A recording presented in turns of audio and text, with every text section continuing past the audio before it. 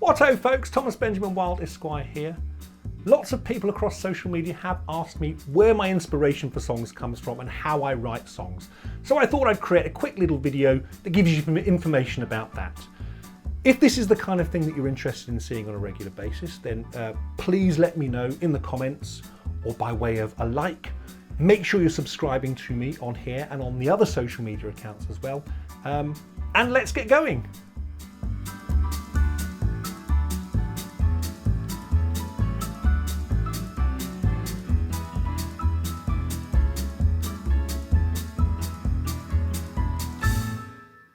So, my song inspirations usually come from real life observations, petty frustrations, online discourse, and annoyances with work and just general day-to-day life.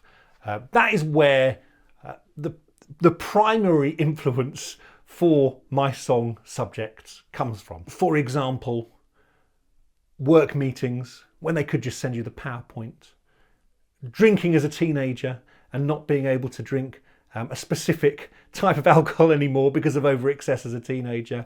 Having had enough of everything and not giving a fuck anymore. Those are the starting points for lots of my songs. COVID-19 being an absolute shit show. That is another influence there. So my influences for songs tend to come from those points.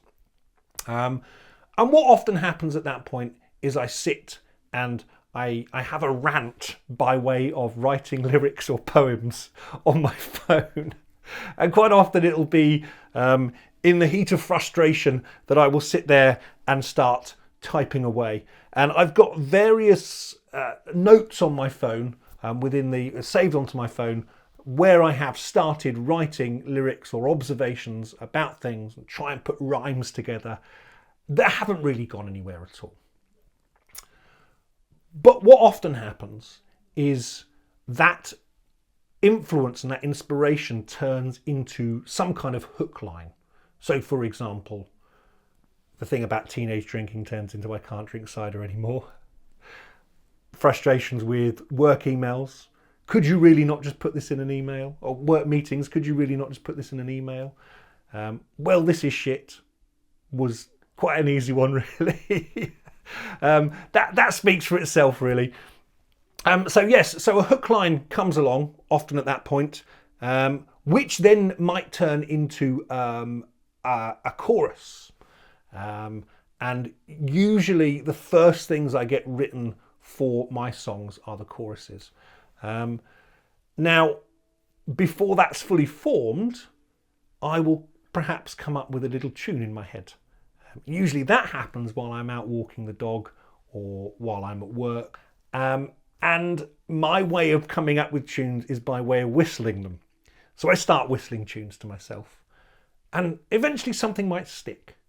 And at that point, I grab my phone out and I record a whistle track onto the audio as an audio file on the phone, and save that so I don't forget it. Because quite often I'm out and about somewhere and I know that my memory is terrible, that if I don't get it down, if I don't record it somewhere, then I will just forget it. So here are some examples of that. You might recognise some of these songs.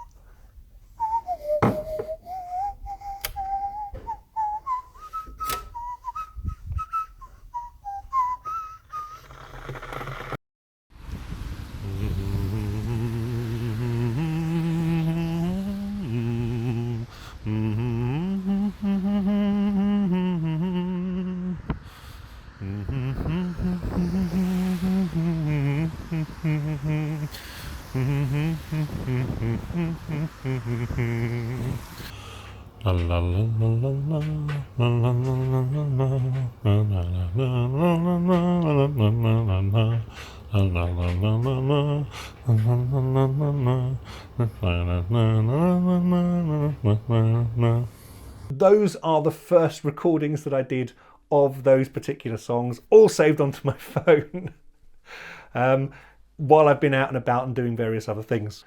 So I got the hook line and I've got the tune. What then will start to happen is other things will start to formulate. So with the tune, often I will have the hook line. So for example, could you really not just put this in an email, or pants drunk, which then turns into another tune. So pants drunk. That's how that song was for quite a while, until I came back to it and started trying to put some lyrics to that. And that can take a couple of days, or it can take weeks, or it can take months, and even in some cases years. There are songs that I had started writing before I'd even done the first album that I still haven't finished yet. So whether they actually turn into songs eventually, I don't know. But there are various unfinished bits and pieces on my phone, saved into files somewhere on there, which may see the light of day, but may not.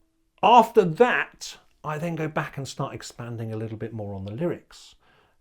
So once the choruses are down, creating verses for them, and trying to build on that with verses. Now, at this point, I don't usually have a tune for the verse. That comes a little bit later on. So I am just writing in some kind of rhythm, some kind of, poetic rhythm, I guess you would call it.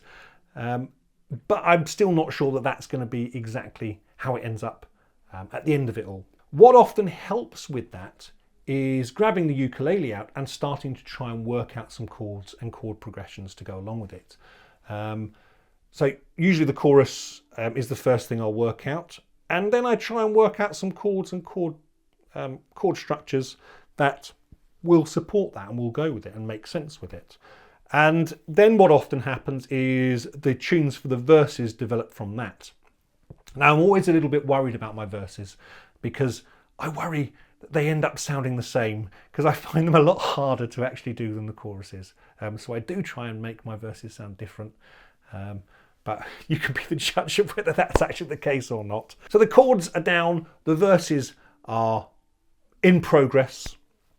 And I'm at that point finalising structures, working out how the structures are going to go along.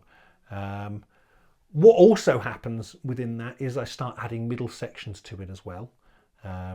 If the song demands that, if it feels a little bit samey and requires something a bit different in the middle, then I start trying to add mid sections to it as well. Often the lyrics aren't finalised at this point, and so I will just be whistling the verse parts, or whistling the chorus parts along with the ukulele.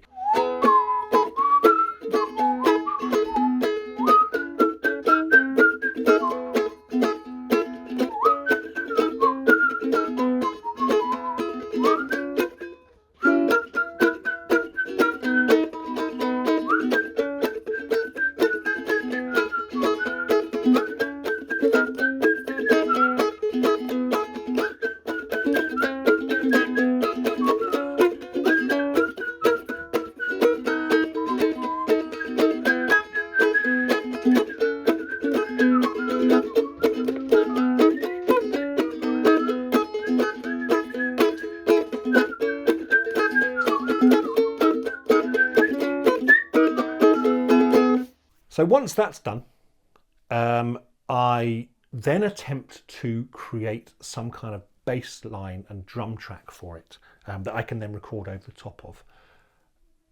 Now, in the past, that happened at the studio at the college that I worked at.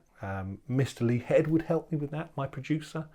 But neither of us work at the college anymore, and COVID-19 actually put a dampener on that anyway, and meant we were having to do lots of things from home.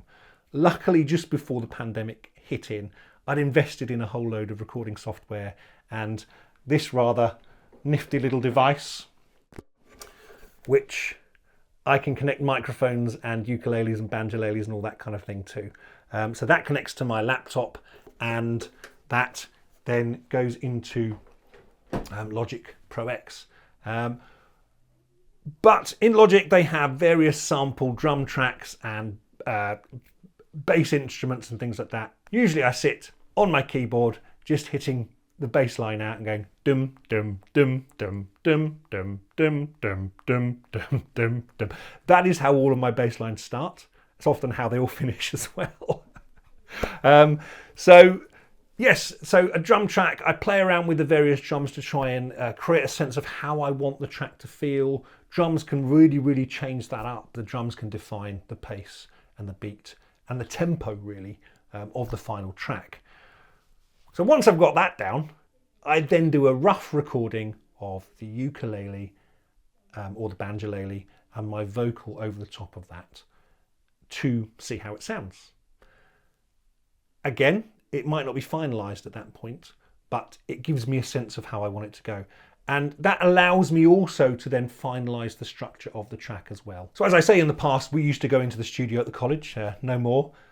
Over the last year, we've had to be working remotely with each other. So myself and Lee send files across via Gmail.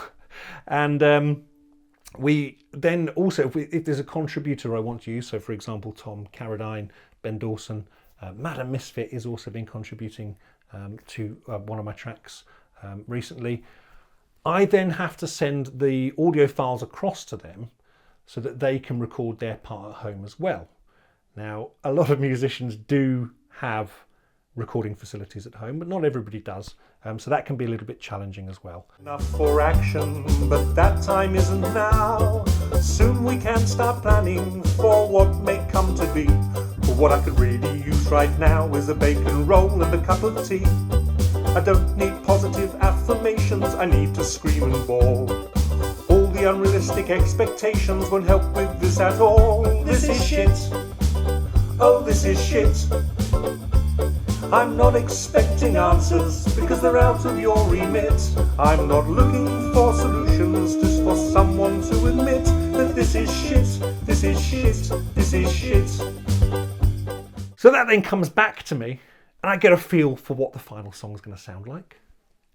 And at that point, I will probably choose to re-record the vocals and the banjolele again, now knowing what that track actually sounds like.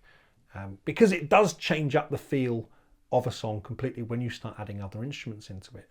Then I will send it across to Lee to do his various mastering things on there. I'm not entirely sure exactly what he does, but he turns it from sounding like a demo recording into something that sounds like a proper professional song. And he'll then send that back to me to OK. And then often what happens again is I decide I want to completely re-record the vocals again, because I'm fussy like that. And sometimes the lyrics haven't even at that stage been completely finalised, and I may decide to change some of the lyrics at that point as well. And then I send it back to him, and eventually he'll send it back. And at that point, we have a finished song and a finished track. So that's essentially the process. Hopefully that was interesting for you. As I say, if you are interested in this kind of thing, make sure you tell me in the comments. If there's other subjects that you'd like me to talk about, again, comment with them below. If you'd like to see more detailed versions of these videos on a more regular basis, as well as lots of other exclusive content, then do come and subscribe to my Patreon community, where I do this kind of thing on a fairly regular basis. Other than that, I hope you all have a wonderful, wonderful day. Take care, and I'll see you all again very soon. Toodle pip.